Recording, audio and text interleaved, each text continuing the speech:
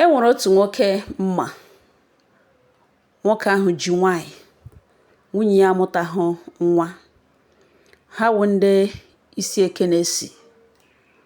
Nwunye ya makwara na mma nwanyị ya na nwunye topụrụ. Ịhụ ha ụnọ ha dị nnọọ ka ekere ha otu eshi. Mma. Nwoke a mara mma, yie nnọọ chapụ dị nnọọ cha maa mma. Ọ ya ka this man, after how many years ya na nwunye ebiri, nwoke a anwụọ. Ihe gbukwere na ya wụ ọrịa H na I na V. Mana anyị ji mara nwoke a wụ ọ naghị eji anya ahụ nwunye mmadụ. Ọ naghị eji anya ahụ nwunye mmadụ. O nweghị ihe gbasara ya wit ụmụ nwaanyị na-alụbeghị di. O nweghị ihe gbasara ya gbasa ụmụ nwaanyị dị single.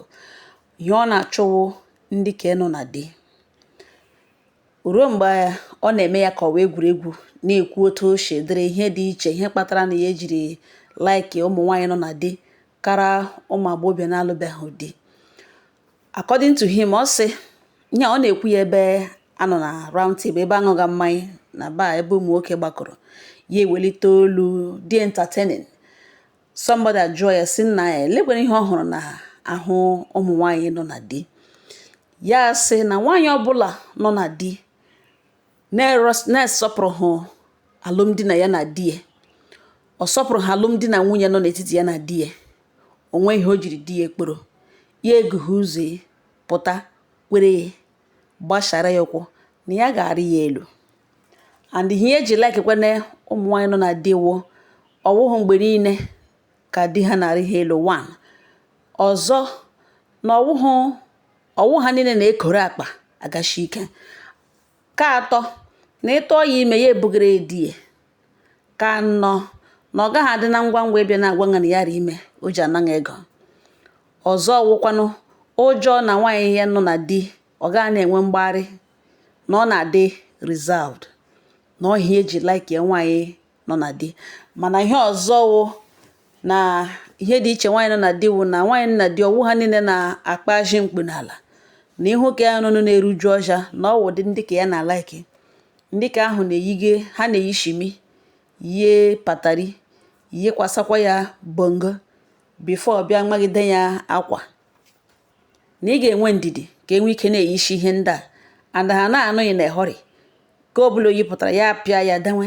Ka o yipụtara ya apịa ya denwe. Ọ ga-anọ n'iyi isi na-apịakwa edenwe. Ihe gbawagaṅụ biliri ajọ oyi gagbe. Ị nwere ike hicha ụra tete ya nọkwa eji ya akwa. Ya eji ya yipụta ya apịa denwe. Pịakwacha ya eme ya arrange ebe ụkwụ bed. Before bịazie ntụrụ dị ready. Ebe ọzọ ọrụ ọ nọ hakwawo iji aka eji hụo ya wụ ọja.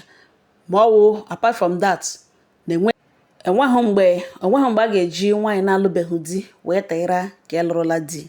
Na ya na like nwaanyị nọ na di. Ụmụnne m nwoke ahịa ihe eji mara ya ewelite olu. Ya wee kọwaa that na enweghị enyi nwoke na ndị enyi nwoke na-atụ ya ụjọ na ya ga-akpọ nwunye ha alakpo. Na nsogbu anụ ya enweghị problem with that. Na at least nọ ihe eji mara ya. Ọ ya ka o ruru otu ụbọchị ya chọrọ nwaanyị nọ na di gawa n'ụlọ rute nga na the man akpụbekwana. Nwunye the man amakwanụ hụ na di ya ka nọ ya. The man gakwana lụghachi n'ihi na ọ nweghị information na nwunye emega ihe wit nwoke na-eji mara ihe eji mara ya wụ na ọ na-arị ụmụ nwaanyị nọ na di elu. Di ya enweta information megharịa gụrụ ụzọ pụọ na ya apụwala na ya ga-alụ na mgbede. Shie ha azụ ụlọ gatakoro n'azụ tankị.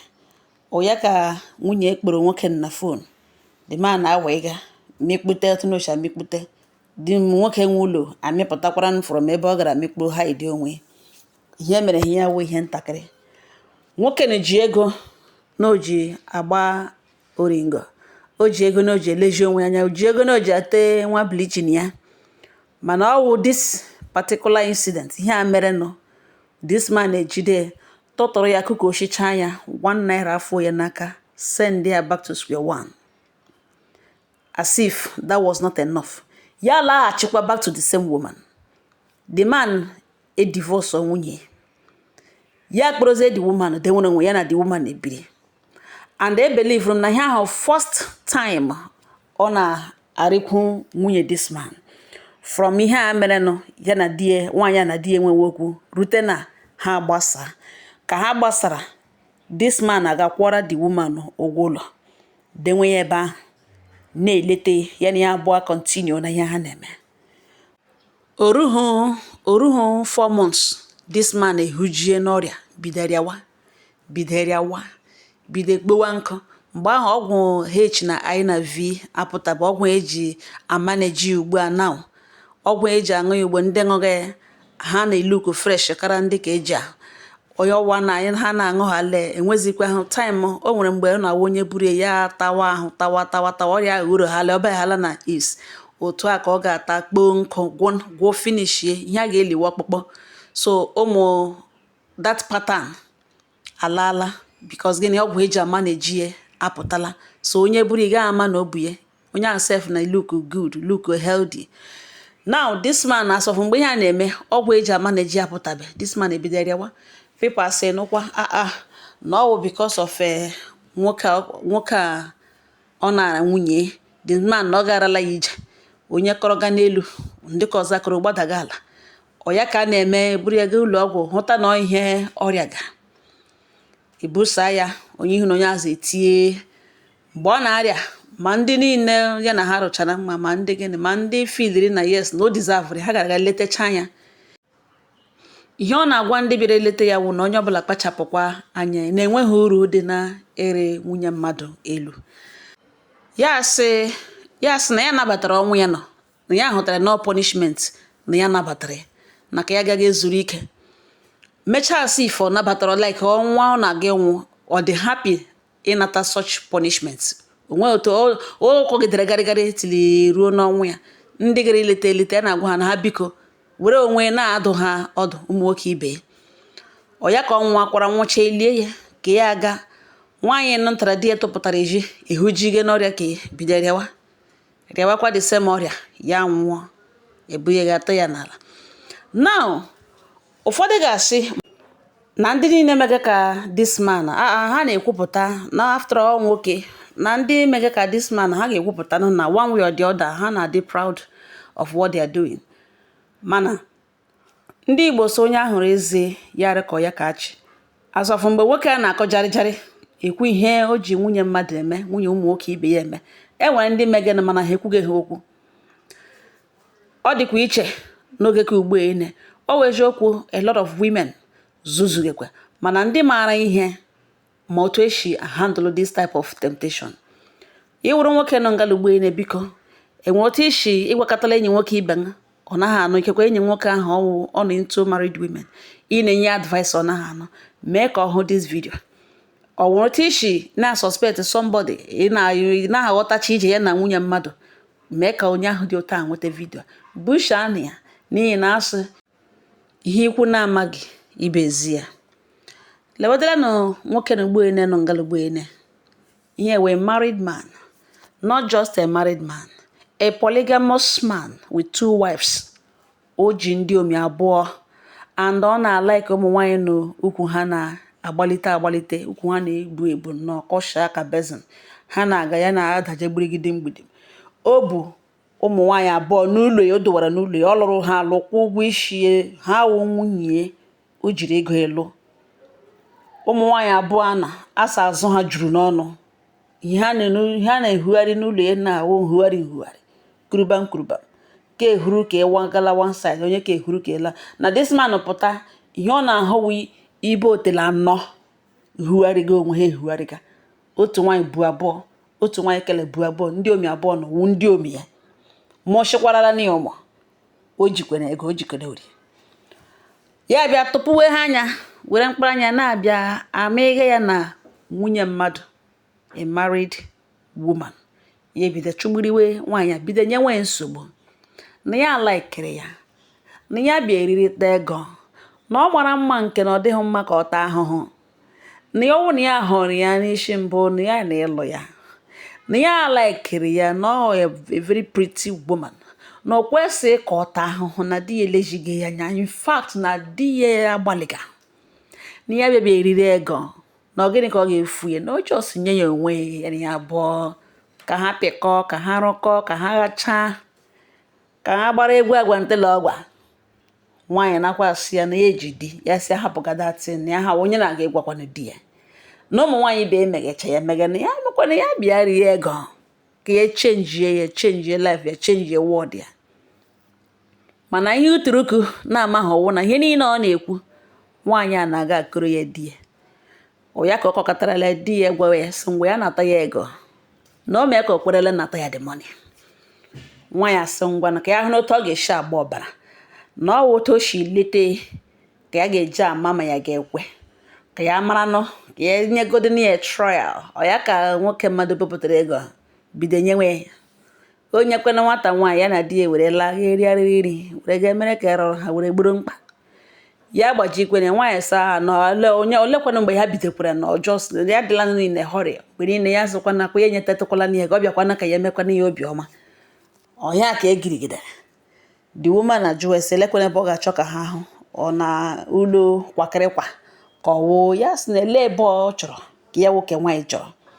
Ke nwaanyị agwawa ya na ọ ma na nwoke keke na-aga nwa mụmụmụ na-eso na enweghị ezoro ezo na ya ga-adị comfortable n'ụlọ di ya n'ihi na di ya ga-eme travel, ọ ga-anọcha like 1 week and nga ha bi n'ọ ya na di ya rụrụ ya na ọwụghụ ụlọ onye ama ha anọghị tenant, na ọwụ na di ya mee travel ọ ga-eme echi na ebe echi ga-awụ a perfect time and a perfect place ga-awụ ụlọ ya.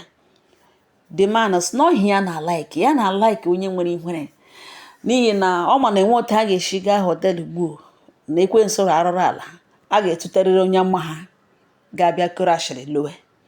Ha abụọ eme agree na ya ga nwoke ga-abịa n'ụlọ oke nwaanyị bịa rigoro elu n'elu bed di ya na di ya n'elu matrimonial bed. Ha eme agree yom. Ọ ya ka o jikechaa sị mba n'ukwu nwaanyị na o buru ibu too much, n'ukwu ya gbagotere na ya agaghị alaiki ịkpọ ya ihe na-akọ akọ halfway, ya amaghị otu o si biri na ụfọdụ ụmụ nwaanyị ukwu ha na-adị ike ọkụ na ihu ebe ahụ, ụfọdụ kwana nwa gom nwe ihe ọ ga-ewe iji butuo ya wụ njin.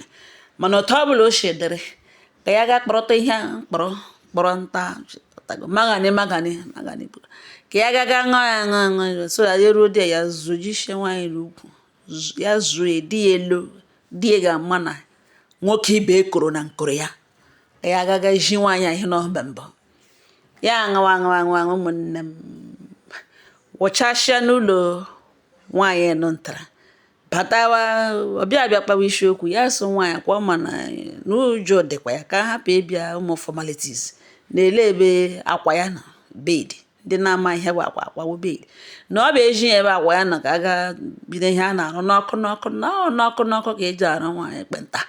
Nwata nwaanyị atọ aka sị ngwa benjọ ha eweta nwa na bedroom this woman, bedroom nwoke ibe ya ele the bed emejicha na ya nnọọ ya ekeripụ ya n'anya gwum ya kpara nwe ukwu kpatuo kpara nwe ka oli n'elu gị na wam efe niile na-adanya n'ala wam ya gbara wodo kpalite ihe o ji wụrụ ododoro nwoke kọ ya tem ọ dịla wọm ya mara na yes ọ gbajuola n'isi ya zụ nwa nwata nwaanyị ngwa ka eme ihe n'obiọma ka eme ya dobiri ihe nwere na ya na-alaike ihe ụmụazị abịa na ya bịa ka ebido ọrụ.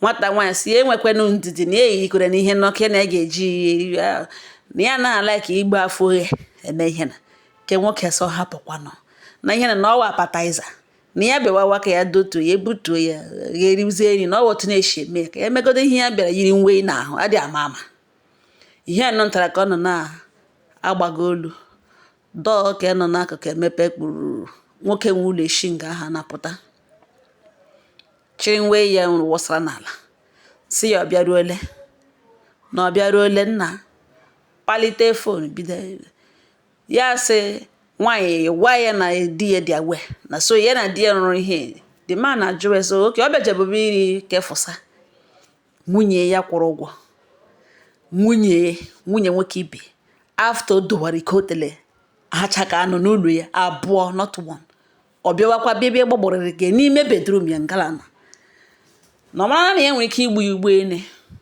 nọrọkwa n'ime bedroom ngalugbo mee kọlụ police abịa ebupụ ya as not two men fighting ya egburie by self defense eburu ozi ga taa n'ala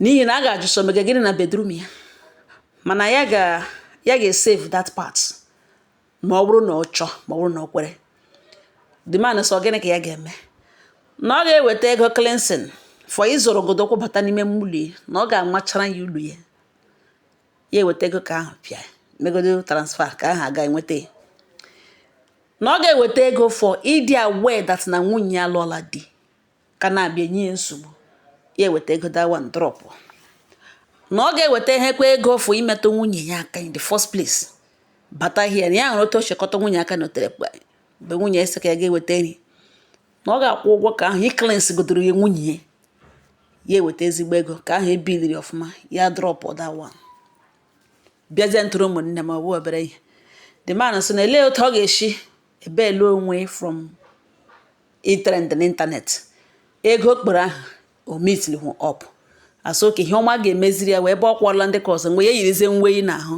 ka o trend ya wearing clothes ọ wote nwata nwoke nụchiri n'ihe a nga ọnugbo na bedroom nwoke ibe elubedi wee elubedi emechichara ọfụma nwoke ibe nwunye emechicha ka ọ gaje n'elubedi nwoke ibe gị gbugbọrọ ya ụmụnne m na ha otu ụwa na-adị o wetara n'ezigbo ego ọ wụghị ịgba fụka ọ wee mara ma ije ụzọ ọdịkwa grand ọdịkwa level ọdịkwa ka ọ gbara akpọ ọ dị sloppy because ịhụ nwaanyị nọ na di gị na conclude na di elejighị anya gị filie na ị ga-aga ekpubarịrị ya ka ị gaga kpubarịa ya ọtara mma na di ya awụghị mmadụ na ọma ha afa na ọ naanị ụmụ ha afa biko lerukwa anya n'ihi na oge ikpeazụ a ọ wee eziokwu ụmụ nwaanyị a lot of ụmụ nwaanyị nọ na dịche nwe ukwu ha n'aka dị some of them eyighị ha nwe ukwu mana anyị nọkwala gị chee na ọ wote ọ dịrị ụmụ nwaanyị niile ụfọdụ ụmụ nwaanyị ihe ha wụ ka ha wụ nwaanyị nọ na di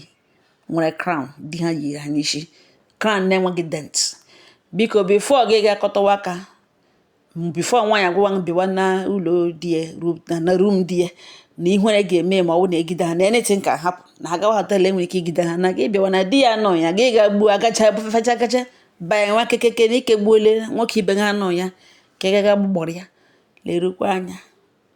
lerukwa anya ịnụ ngalugbo egege m ntị n'olu iwu nwoke biko wepụ gị anya na nwaanyị nọ na di gị ewerụkwana nwaanyị nọ na di asụ ihe mere onye ọzọ ka ndị ọzọ ji mụrụ akụ o rute nke na di ṅụ emegidere ṅụ anya ṅa apụọ ịkọnsidawala ịpụ ama aga m asị nne m shi na mara eji aha anapụta pụọrị ụmụnne m ọhịa ka e dara na m si m abịa gbotowara ya ọnụ n'ihi na ọ na-adị mma asụpụ ọhịa mụpụ mma ọ ihe mere onye ọzọ ka ndị ọzọ ji mụrụ akụ udo dịrị unu